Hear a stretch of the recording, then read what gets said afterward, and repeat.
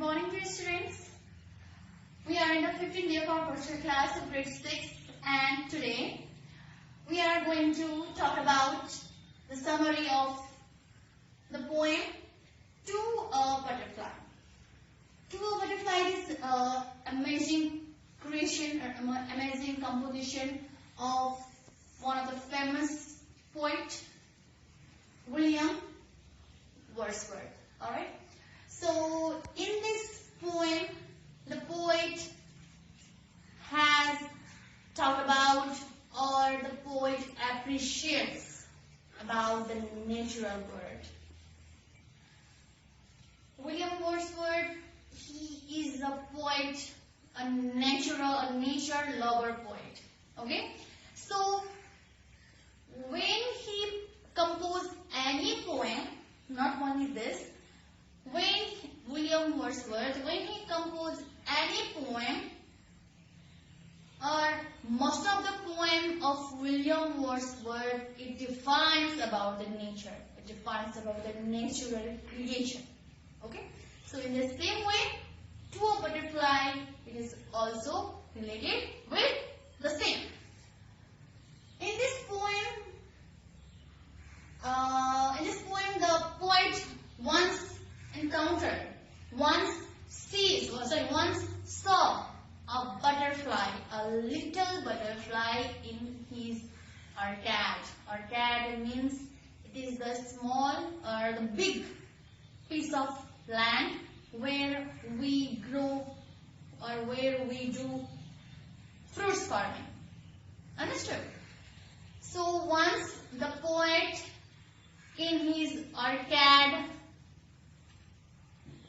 saw a little butterfly sitting or resting very undisturbedly, or in a peaceful way.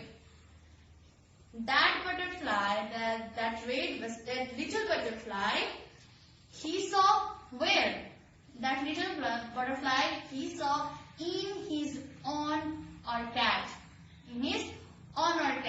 And that little butterfly, it was sitting or it was resting in the orchard tree very undisturbedly or in a very harmonical manner.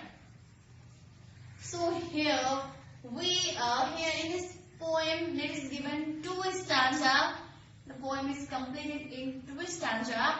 I will explain you stanza wise.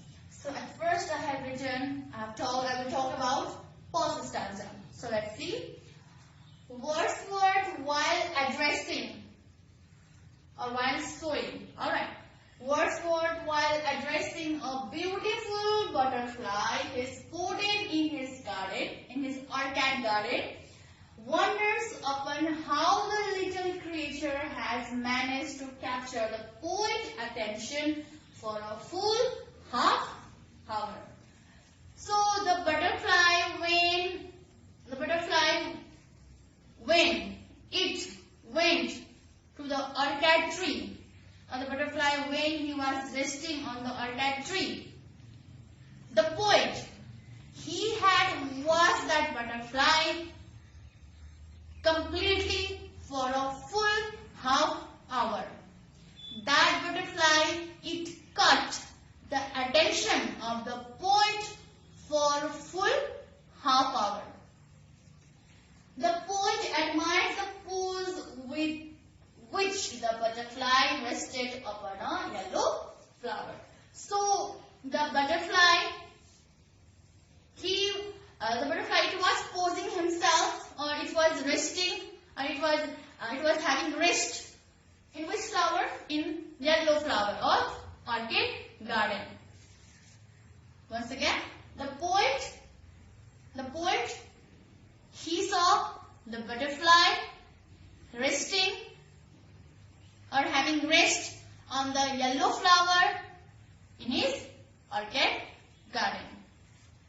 Wordsworth was attracted to the stillness of the butterfly, which made the insect appear more motionless to the poet than activities observed. So here the poet, he had compared the situation, he had compared the stillness of the butterfly to that of frozen seas. What we observe in frozen seas means that water in frozen sea. In frozen sea, there is no movement of water, right? Frozen seas, there is no movement of water. Only we can find the ice. Frozen sea is that ice of water. Okay, no movement we can find in the frozen seas. Similarly, when that butterfly was having rest on the yellow flower in the orchid garden, it was sitting so calmly. It was sitting without any movement. Stillness means that, not moving, sthirta. No halinu. Understood? Stillness means sthirta. No movement. Ekagra by a person, like that. So, Wordsworth was attracted to the stillness. Stillness means sthirta, okay? To the stillness of the butterfly. When the butterfly he sat on the yellow flower, it was not moving. That butterfly, it was not moving. It was sitting very constantly, without any movement. That means the stillness of the butterfly. Okay, stillness means that without movement of the butterfly, which made the insect appear more motionless to the poet than the frozen seas where no activity is observed. In simple sentence, what we can say? The poet was attracted to the butterfly.